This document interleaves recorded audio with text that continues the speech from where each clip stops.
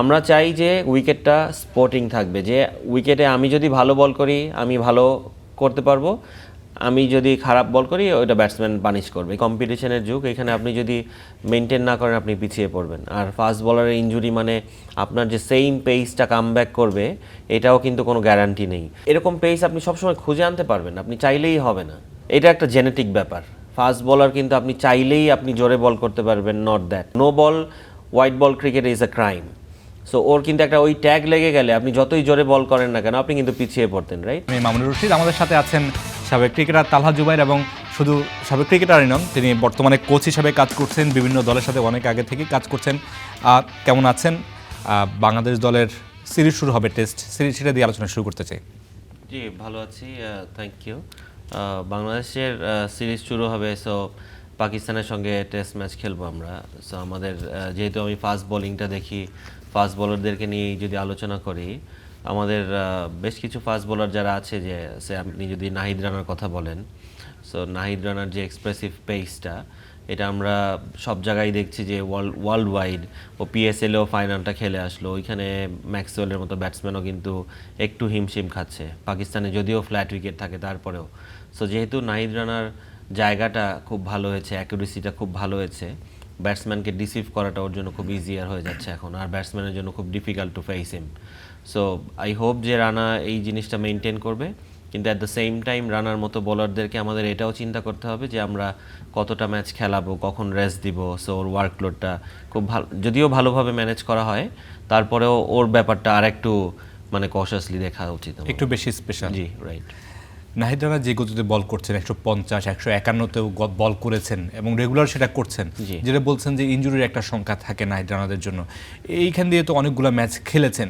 নাহিদ রানাদের মতো বোলারদের আসলে কি কি জিনিস মেনটেন করতে হয়? আমরা যদি একটু উদাহরণ হিসেবে মিচেল স্টার্কের কথা বলি, তাদের কাছ থেকে আসলে কি কি নেয়ার আছে নাহিদ রানাদের? না দেখেন, মানে ও খুব জোরে বল করে বলেই যে ওর খুব মানে এক্সট্রা কিছু করতে হবে তা না, কিন্তু ফাস্ট বলার মানেই ডিসিপ্লিন হতে হবে।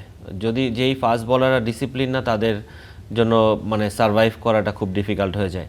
আপনার লাইফস্টাইল চেঞ্জ করার ব্যাপার আছে এখানে। আমরা শুধু ওয়ার্কলোডের কথাটাই আমরা বলি, কিন্তু আপনি যখন ফিজিও কিংবা ট্রেইনার কিংবা বোলিং কোচের বাইরে চলে যান, যখন আপনি আপনার বাসায় চলে যান, ওইখানের যে আপনার কাজটা আছে ওইটা কিন্তু আপনার নিজেকে অ্যাজ আ প্লেয়ার ইন্ডিভিজুয়াল তার নিজেকেই তার টেক কেয়ার করতে হবে।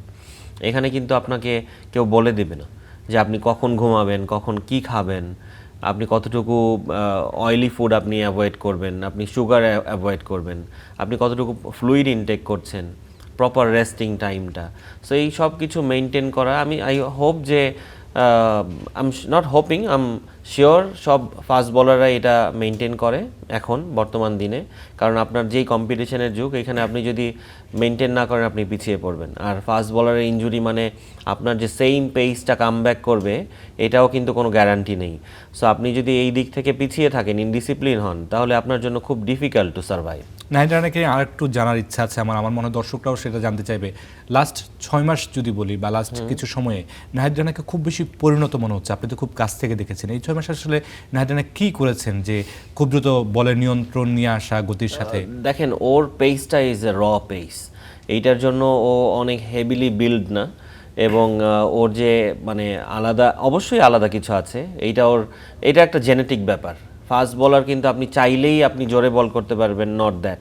হ্যাঁ, আপনি পেসটা হয়তো বা একটা লেভেল পর্যন্ত আপনি মেনটেন করে যেতে পারবেন। হ্যাঁ, আপনার অনেক এক্সট্রা ওয়ার্ক করতে হয় কিছু, এটার বায়োমেকানিক্সের অনেক ব্যাপার আছে, টেন্ডন মাসেলের অনেক কাজ আছে, যেগুলো করলে আপনি পেসটা ইনক্রিজ করতে পারবেন। কিন্তু নাহিদ রানা যেরকম এই 150+ বোলিং করাটা, এইটা একদম ভিতরের থাকার একটা ব্যাপার আছে। এটা মানে আপনি সব সময় সব জায়গায় পেয়ে যাবেন না, এটা হঠাৎ আপনি একটা পাবেন। আমাদের বাংলাদেশে এই প্রথম যে কেউ 150-তে এত কন্টিনিউয়াসলি বোলিং করে যাচ্ছে, রাইট? হি ইজ ইয়াং, কিন্তু ওর যখন বয়স হবে, ওর বয়সের সাথে সাথে কিন্তু ওর স্ট্রেংথ কমতে থাকবে, ওর অনেক কিছুই স্লো হবে। সো এইটা ওর কন্টিনিউয়াসলি, ওর দায়িত্বটা আরও বেশি যে এইটা মেনটেন করে যাওয়া, এই পেসটা সবসময় মেনটেন করে যাওয়া। ওর যখন বয়স হবে কিংবা ও তখন মাসেল স্লো হতে থাকবে। সো এইটা ডিপেন্ডস যে আমরা কিভাবে কোচরা কিংবা ট্রেনার ফিজিও ওকে মেনটেন করি। হ্যাঁ, কিন্তু যেটা হয়, এই বায়োমেকানিক্সটা, এরকম পেস আপনি সবসময় খুঁজে আনতে পারবেন, আপনি চাইলেই হবে না। সো সেটা তো অবশ্যই, এরকম কেস তো রেয়ার। নাহিদ রানা আমরা এর আগে দেখিনি। আমি জানতে চাচ্ছিলাম যে নাহিদ রানা আসলে এই যে গতির সাথে তো নিয়ন্ত্রণেরও একটা ব্যাপার থাকে, আপনি বলটাকে কতটুকু নিয়ন্ত্রণে রাখবেন, তো অবশ্যই সেই জায়গায় আসলে নাহিদ রানা কিভাবে কাজ করেছে, আমি সেই যখন নাহিদ পিছনের রানাকে গল্পটা একদম একটু শুনতে চাই। ছোটবেলায় পাই, মানে আন্ডার 19 এর সময় আমি পাই ওকে, আলমগীর কবিরের ফাইন্ডিং ছিল নাহিদ রানা, কিন্তু আমরা ওয়ার্ল্ড কাপে যাওয়ার ঠিক 2 থেকে আড়াই মাস আগে পাই, যেটাতে খুব কম সময় ছিল নাহিদ রানার কে নিয়ে কাজ করাটা, ওয়ার্ল্ড কাপে নিয়ে যাওয়াটা, যেহেতু ওর একটা নো বলের একটা টেন্ডেন্সি ছিল, রান আপে একটু এলোমেলো ছিল, রান আপটা এত লম্বা রান আপ নাহিদ রানার ছিল না প্রথমে।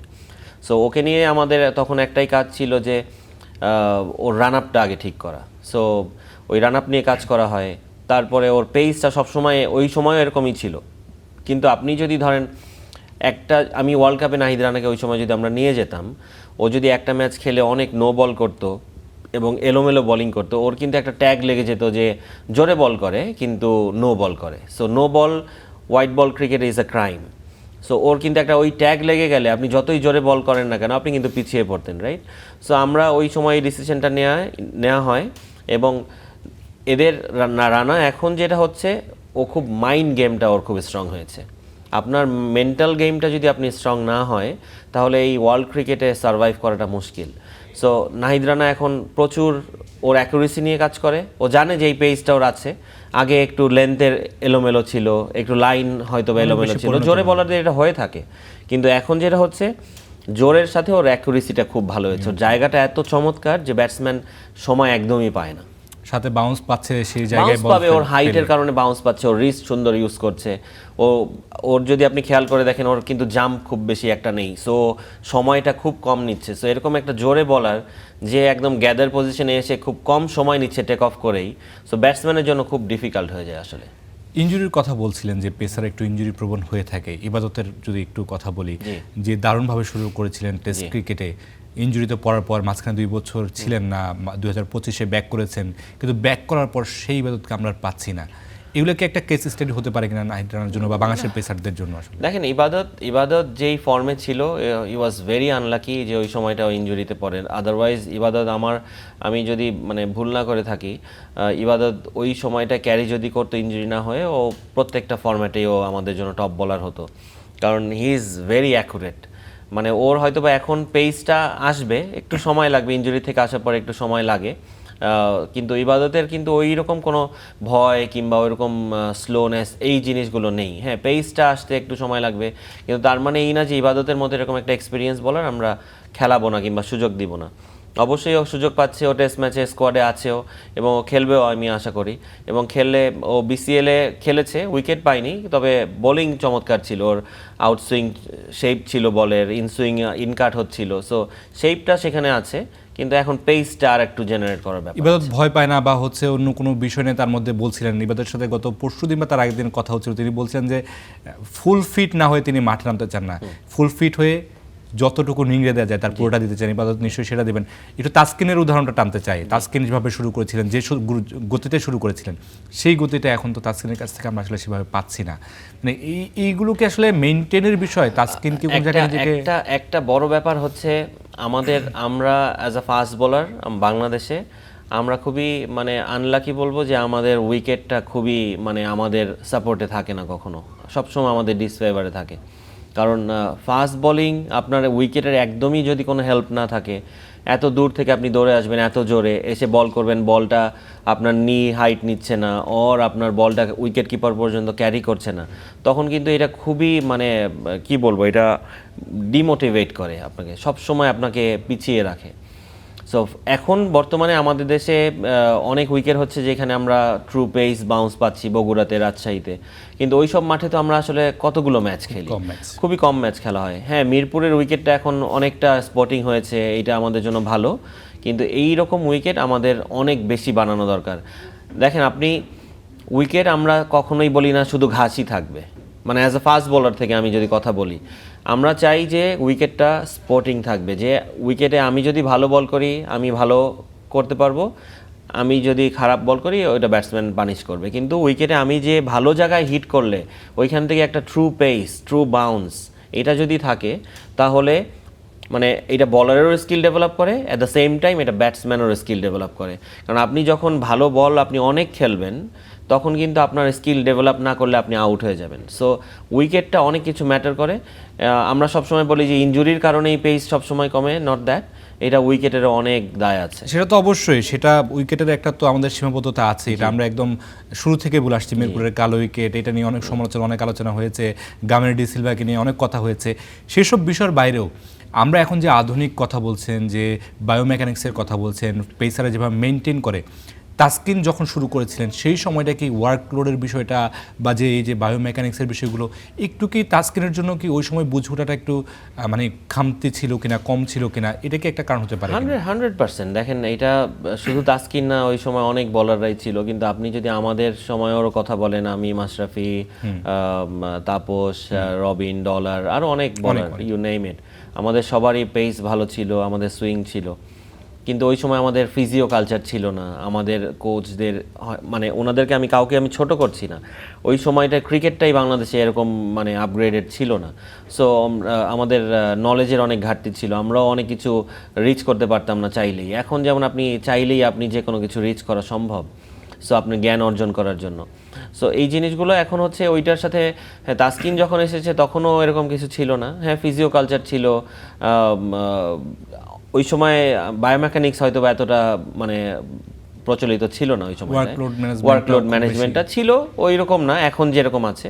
সো এইটা থাকবে। আপনি দেখেন এখন যেমন আছে সব কিছু যদি ঠিকঠাক থাকে, তাহলে next 5 to 10 years down the line আপনি কিন্তু আরও অনেক কিছু চেঞ্জ হবে। তখন আমরা হয়তো আবার এই দিন নিয়ে কথা বলবো যে এখন কেমন ছিল। সো এইটা চলতে থাকবে, আপগ্রেড হচ্ছে ক্রিকেট।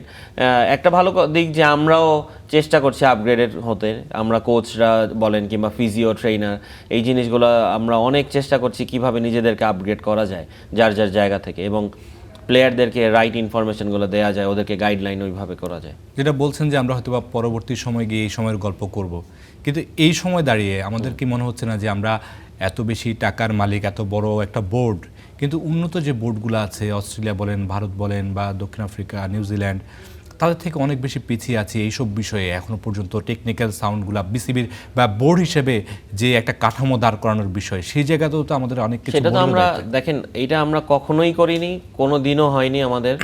আমাদের অনেক টাকার কথা আমরা শুনেছি, আমাদের 1300-1400 কোটি টাকা আছে, ওইটা ব্যাংকেই শুধু পড়েছিল, ওইটা আমাদের ডেভেলপমেন্টে কোনো কাজে আসেনি। সত্যি কথা, আমাদের একটা ল্যাব নেই, একটা ফাস্ট বোলারকে রেডি করার জন্য যে ইকুইপমেন্টগুলো দরকার হয় জিমে, ওই জিনিসগুলো আমাদের ছিল না, নেই। সো এটা খুবই দুঃখজনক। কিন্তু দেখেন মানে গত সরকার চলে যাওয়ার পরে বোর্ড চেঞ্জ হলো, তারপরে ফারুক ভাই আসলেন, তারপরে বুলবুল ভাই আসলেন, অনেক কিছুই আমরা শুনলাম, কিন্তু কোনো কিছুই হয়নি। এখন তামিম আছে, আই হোপ যে তামিম মাত্র খেলা ছেড়েছে, তামিম হি নোজ যে কি দরকার হয় একটা ইন্টারন্যাশনাল ক্রিকেটে, কারণ ওর ক্যারিয়ার বলেন, ও যেই মাপের প্লেয়ার ছিল, ওরা ফেস করেছে সব কিছু, কী ফ্যাসিলিটিস ছিল, কি ছিল না, কি দরকার।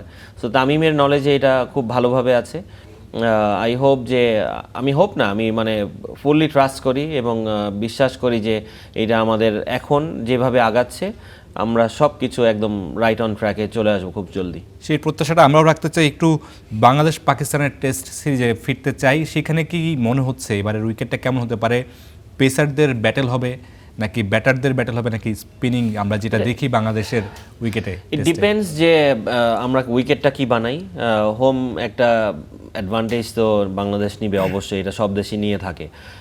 কিন্তু পাকিস্তান ওয়ানডে যেটা T20 যেটা খেলে গেল, ওই সময় উইকেটটা কিন্তু পাকিস্তান আশা করেনি যে এরকম স্পোর্টিং পেস কন্ডিশনে উইকেটটা থাকবে। সো ওরা হয়তো বা একটু ওই সময় ভরকে গিয়েছিল, কিন্তু এখন পাকিস্তান কিন্তু রেডি হয়ে আসবে। ওরা জানবে যে না, বাংলাদেশে পেস বোলার যেহেতু এত ভালো ভালো আছে, ওরা নিশ্চয়ই পেস বান্ধব উইকেটই বানাবে।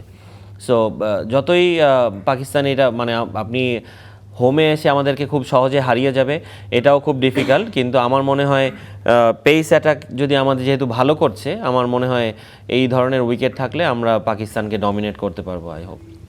বাবর বেশ ভালো ফর্মে আছেন, PSL এ ফাইনালেও খেলেছেন, চ্যাম্পিয়ন হয়েছেন। বাবরকে আসলে কীভাবে রেট করবেন বাংলাদেশের বিপক্ষে? না দেখেন, এক্সপিরিয়েন্স প্লেয়ার, মানে সিনিয়র প্লেয়ার পাকিস্তান টিমে এখন, সে রান করবে এটা পাকিস্তান অবশ্যই চাবে। কিন্তু বাঙালি হিসাবে আমি অবশ্যই চাবো না যে বাবর রান করুক। আমি সবসময় চাবো যে আমরা সিরিজটা জিতি, টেস্ট ম্যাচটা জিতি। কারণ আপনি টেস্ট ক্রিকেটে ভালো দল না হওয়া পর্যন্ত আসলে ইন্টারন্যাশনালি ওরকম রিকগনাইজ আসলে কেউ করে না। সো আপনি যখন টেস্ট টিম হিসেবে ভালো করতে পারবেন, তখন আপনি সব ফরম্যাট ভালো খেলা সম্ভব। সো আমাদের ফোকাসটাও এখন টেস্ট ক্রিকেটের দিকে আছে। আমি আশা করব যে আমরা বাংলাদেশ, বাবর বলেন, যারাই আছে না কেন, অতটা এক্সপিরিয়েন্স টিম পাকিস্তান না এখন বর্তমানে, অনেক ইনএক্সপিরিয়েন্স, অনেক ইয়াং প্লেয়ার আছে। সো আমরা একটু মানে এগিয়ে থাকবো ওদের থেকে। সবশেষ 2টা টেস্ট ম্যাচে বাংলাদেশ জিতেছে পাকিস্তানের বিপক্ষে, সেটাও একটা বাড়তি অনুপ্রেরণা হবে। অবশ্যই অবশ্যই। দেখেন, আমরা ওই উইনিং মোডে আছি। সো আমরা ভালোও খেলছি এখন। আর যখন আপনার টিমে ফাস্ট বোলাররা ভালো করে, তখন টিম একটু হলেও মানে ব্যাটসম্যানরা কনফিডেন্স পায় যে আমরা যাই করি না কেন আমাদের বোলিং অ্যাটাকটা খুব ভালো আছে। সো টেস্ট ম্যাচ ধরেন 5 দিনের টেস্ট, 5 দিন আপনার খেলা, সো অনেক সেশন বাই সেশন যেতে হবে। সো আমরা ব্যাটসম্যানরা যদি একটু ভালো কিছু একটা ভালো একটা স্কোর দাঁড় করাতে পারি, তাহলে আমার মনে হয় পাকিস্তানকে হারানোটা সম্ভব, যেরকম বোলিং আমরা করছি। বাবর এবং নাহিদ দুজনই একই দলে খেলেছে, জি। এবার প্রতিপক্ষ হয়ে গেছেন, সেই জায়গায় কি একটা ভালো প্রতিদ্বন্দ্বিতা আশা করছেন কিনা? বাবর কি একটু চাইবেন কিনা নাহিদকে অ্যাভয়েড করতে? অবশ্যই নাহিদকে এখন যে কেউই অ্যাভয়েড করতে চাচ্ছে, কারণ যেরকম পেসে বোলিং করছে এবং যেই জায়গায় বোলিং করছে, এটা ওয়ার্ল্ডের যে কোনো ব্যাটসম্যানের জন্য ডিফিকাল্ট। একটু হাসান মুরাদের কথা বলতে চাই। সবশেষ টেস্ট ম্যাচে খেলেছেন, উইকেট পেয়েছেন, স্পিনে যাচ্ছি আমরা।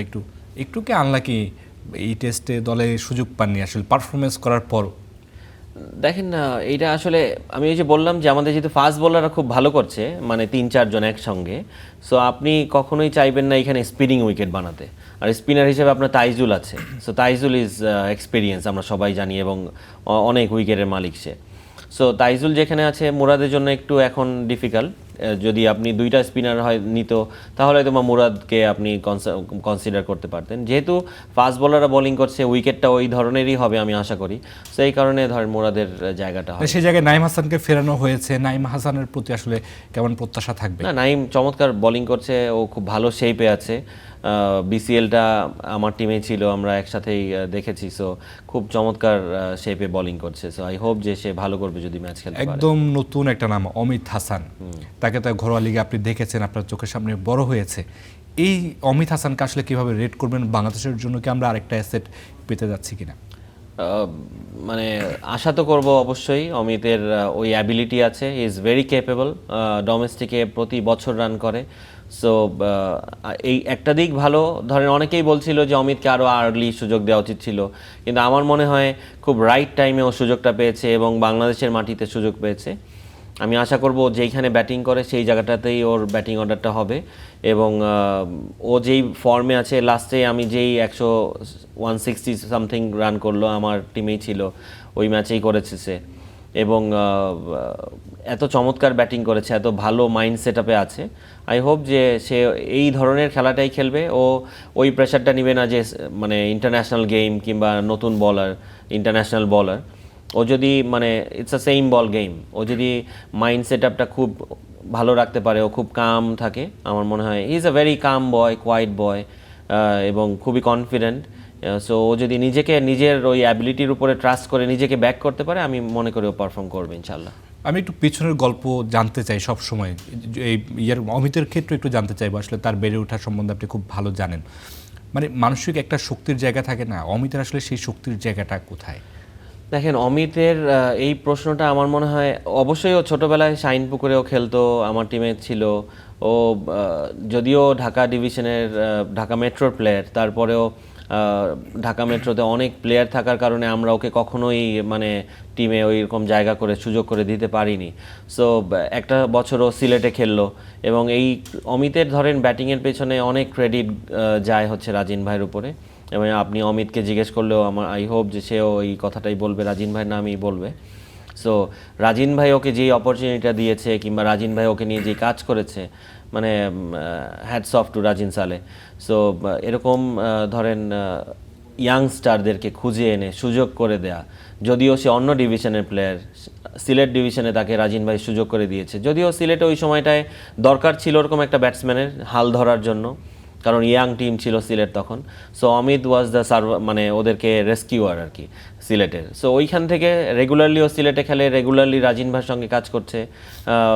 সো ওর ওর ধরেন ও কিন্তু খুবই মানে কম কথা বলে, কম কথার মানুষ, কিন্তু কাজটা ভালো করতে চায়, কাজটা ভালো করে। সো সবসময় কিন্তু একটা জিনিস আমি ওকে, ও যদি এই শোটা দেখে থাকে, একটা অ্যাডভাইস দিব, সবসময় কম কথা বলা ভালো না, মাঝে মাঝে একটু এক্সপ্রেসিভ হতে হয়, একটু মানে আপনি না হলে অপোনেন্ট থেকেও কিছু শিখতে পারবেন না, আপনি কোচ থেকেও অনেক কিছু অনেক সময় শিখতে পারবেন না, আপনি অনেক প্রশ্ন আছে যেটা হয়তো বা শাইনেসের কারণে আপনি জিজ্ঞেসই করবেন না। সো এই জায়গাগুলোয়, প্রফেশনালিজমের জায়গাগুলোয় ও যেন কথা বলতে পারে ভালো মতো। তবে একদম ছোট্ট করে জানতে চাইবো, অমিতকে কি প্রথম টেস্টের একাদশে দেখছেন কিনা আপনি? আমি তো দেখছি, কারণ ও খুব ভালো ফর্মে আছে। 163 যেটা করলো, এত চমৎকার ব্যাটিং করেছে, এবং মুশফিকের সাথে ওর একটা বড় পার্টনারশিপ ছিল 161 সামথিং রানের। সো ও মানে চমৎকার ফর্মে আছে। আমার মনে হয় this is the right time to play him. এবং অমিত মুশফিকুর রহিমকে ফলো করে, তাহলে আপনাকে অসংখ্য ধন্যবাদ আমাদের সাথে Thank you. যুক্ত হওয়ার জন্য। আমাদের